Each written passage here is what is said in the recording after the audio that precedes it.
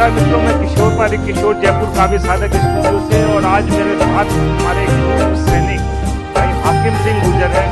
हाकिम सिंह जी, मैं आपका हार्दिक स्वागत और अभिनंदन करता हूँ काव्य साधक स्टूडियो में। मित्रों, बहुत एक वेदना, बहुत दुख और एक इतना जबरदस्त आज घटना हुई है हमारे छत्तीसगढ़ के बीजापुर और सुकमा इलाके के सीमा पर। हमारे 24 जवानों को शहीद कर देते हैं ये नक्सली, और इसमें पूरी राजनीति भी इन्वॉल्व है। उनको सपोर्ट देने वाले इस देश में कुछ गद्दार बैठे हुए हैं और उसी के कारण धीरे धीरे ये नक्सलवाद इस देश में इतना पनप रहा है।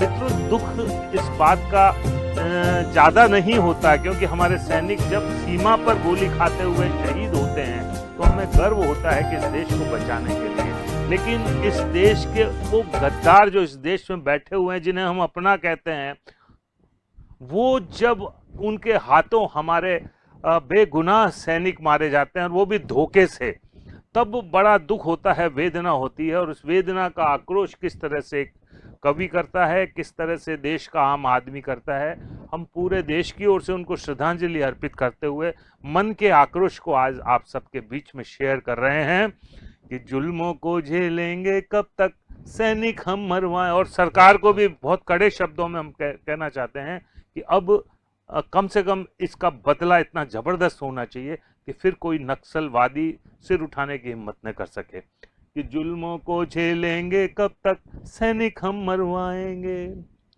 कब तक कंगन बिछिया बिंदिया को इनसे लुटवाएंगे, बोलो कब तक माँ बहनों के उसवा को रोना है, डोली में बैठी दुल्हन का काजल बिंदी धोना है, कब तक कंधे बने रहोगे सत्ता के रखवालो तुम, संकट में है देश हिलाना बंद करो अब अपनी दुम, कब तक हमले होंगे अपने छत्तीसगढ़ के धाम पर, राजनीति खेलोगे कब तक नक्सलवाद के नाम पर, इंतजार करते हम कब तक इनसे गोली खाएंगे, देश पूछता मोदी जी अब अच्छे दिन कब आएंगे। मैं मानता हूं कि मोदी जी ने बहुत सख्त कदम उठाए हैं। हमारे चाहे 3 तलाक का मामला हो, कश्मीर का मामला हो, नोटबंदी का मामला हो, इस देश के हित में बहुत कदम उठाए हैं। लेकिन अब इस देश के गद्दारों का सफाया होना बहुत ज़रूरी है। और उस हालात में मैं बहुत कड़े शब्दों में भर्त्सना करता हूं इस घटना की। और हाकिम सिंह जी, आप विशेष रूप से जिस गांव से आते हो, उस गांव के हर घर से एक न एक बच्चा भारतीय सेना में होता है। शहादत आपके गांव से बहुत सारे लोगों ने दी है, और एक कवि के रूप में अब आप अपने मन के उद्गार पूरे देश के सामने रख रहे हो। इस घटना को लेकर बहुत ज़्यादा मेरा मन वेदना से भरा हुआ है। मैं चाहता हूं कि आप अपनी अभिव्यक्ति दें। धन्यवाद भाई किशोर पारिक जी। जैसा कि आपने बताया, मैं एक ऐसे गांव में मुझे जन्म मिला। मुझे गर्व है कि दौसा जिले का पावटा गांव एक ऐसा गांव है जिसके घर घर में सिपाही पैदा होते हैं, जहां सैनिकों की फसल पैदा होती है। और ये तो वह क्षेत्र है राजस्थान जिसके खून और पसीने से हिंदुस्तान की सरहदों की रखवाली होती है।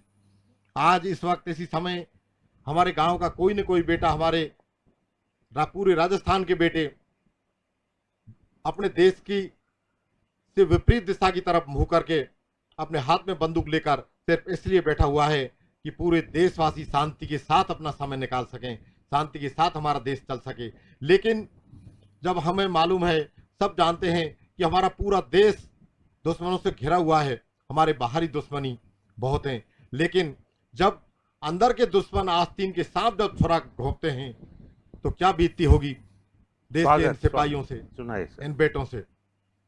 मैं सैनिकों के सम्मान में एक बात कहना चाहता हूं कि एक सैनिक का शव आता है, उस पर एक कविता की रचना की मैंने कि केसर वाली माटी में वो केसरिया लहराया, केसर वाली माटी में वो केसरिया लहराया, तेरा बेटा शरद को शत्रु से मुक्त कराया, मेरे सपूत तिरंगे का तू कितना मान बढ़ाया, हर भारतवासी के सपने को तू पूरा कराया, हर भारतवासी के सपने को तू पूरा कराया,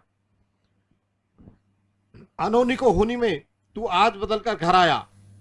यानी हमारा सैनिक विपरीत परिस्थितियों में लड़ाई लड़ता है।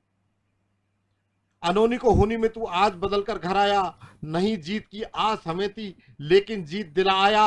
अरे मस्तक पर है केसरिया रंग, वाह। जब सैनिक का शव आता है तो जो केसरिया रंग होता है उसके मस्तक की तरफ होता है।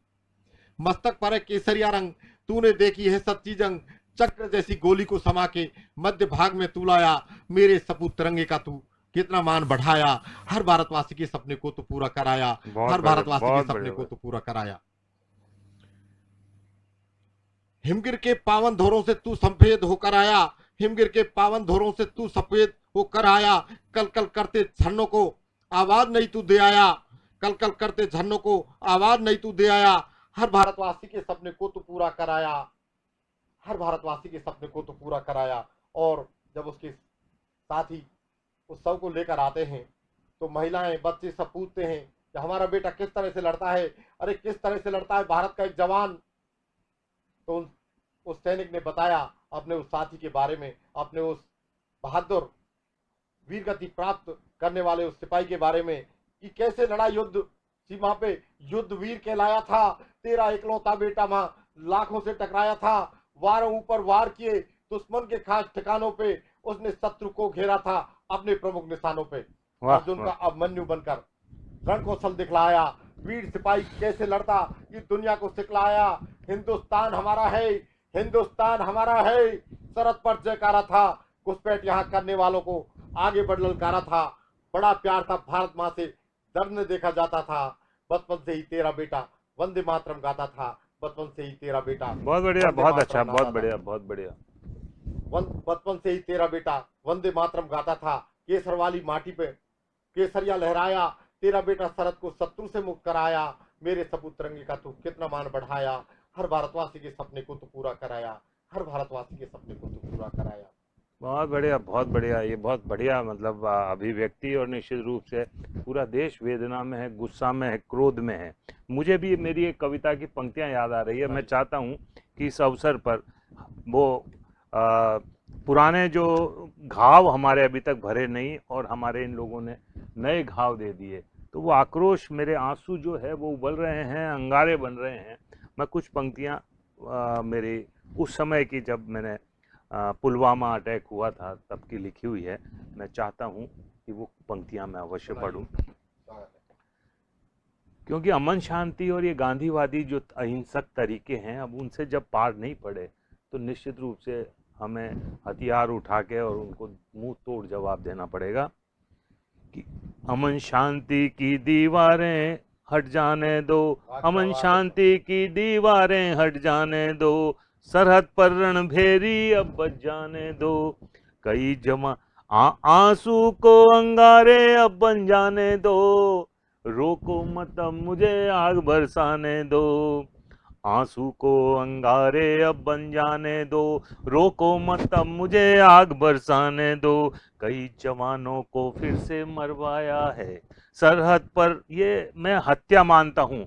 शहादत जब होती है दुश्मन से लड़ते हुए वो कहलाती है, लेकिन जिस बर्बर तरीके से हमारे सैनिकों को मारा गया है, उनके कपड़े उतार लिए गए, उनके जूते उतार लिए गए, उनकी लाशों के साथ अमानवीय व्यवहार किया, तो ऐसे पशुवत लोगों के साथ तो वो दुर्दांत रूप से हम लोगों को बदला लेना चाहिए।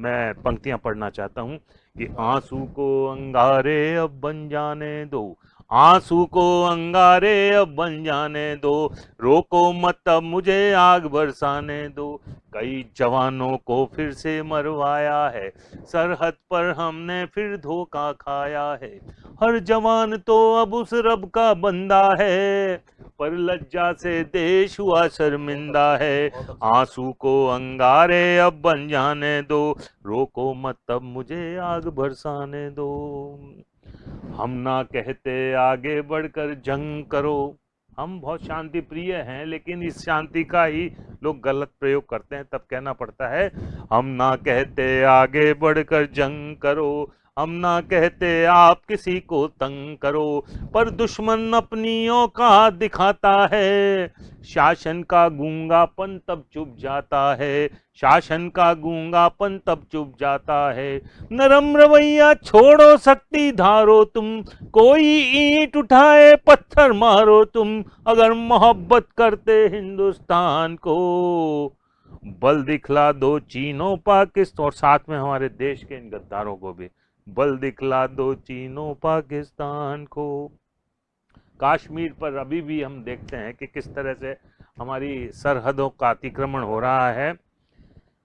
कोई भारत माँ का मुकुट उठाता है, सरहद के अंदर तक टेंट लगाता है, जिनके संग तुमने बिरयानी खाई है, रंगे सियारों ने औकात दिखाई है, जिनके संग तुमने बिरयानी खाई है, रंगे सियारों ने औकात दिखाई है। कब तक सिंहों को गीदड़ धमकाएंगे, कब तक सिंहों को गीदड़ धमकाएंगे, सबक अमन के हम कब तक दोहराएंगे, जाने कितने सैनिक सर कटवाएंगे, जाने कितने सरबजीत मरवाएंगे, जाने कितने सर। और चार पंक्तियां में इन जितने भी शहीद हुए हैं उनके परिवार, उनकी घर वालों के नाम से, उनकी बहनों को, उनके बच्चों को, उनकी माओं को मैं समर्पित कर रहा हूं बहुत वेदना के साथ। मेरी आंखों में इस समय भीगी है, नम आंखें हैं कि भीगी पलकें हैं पर आंखें लाल है, भीगी पलकें हैं पर आंखें लाल है, गौर करो तुम इनमें कई सवाल है, इंतजार में बरसों से ना सोए हैं, इन तकियों उन नैनों ने तकिए खूब भिगोए हैं, इंतजार में बरसों से। और अंतिम पंक्तियों से मैं अपनी बात खत्म कर रहा हूं कि जय हो जय हो जय हो भारत की सेना, इनके जज्बे के बारे में क्या कहना, सरहद के संकट तो खुद से लेती है, कुदरत के तांडव से लोहा लेती है, कुदरत के तांडव से लोहा लेती है। लाखों प्राण बचाए रातों लगे रहे, अपने प्राण गंवा कर फिर भी जगे रहे, इनके मन में अल्लाह है और राम है, हर भारतवासी का इन्हें सलाम है, हर भारतवासी का इन्हें सलाम है। तो पुनः मैं श्रद्धांजलि अर्पित करता हुआ और इन शब्दों के साथ मैं विदा लेता हूं कि देशवासियों में एकता की लय हो, दुश्मनों में खौफ हो, भय हो, फिर से बने विश्व गुरु भारत ये तय हो, और जननी जन्मभूमि माँ भारती तेरी जय हो, माँ भारती तेरी जय हो। शुक्रिया, धन्यवाद, जय हिंद, जय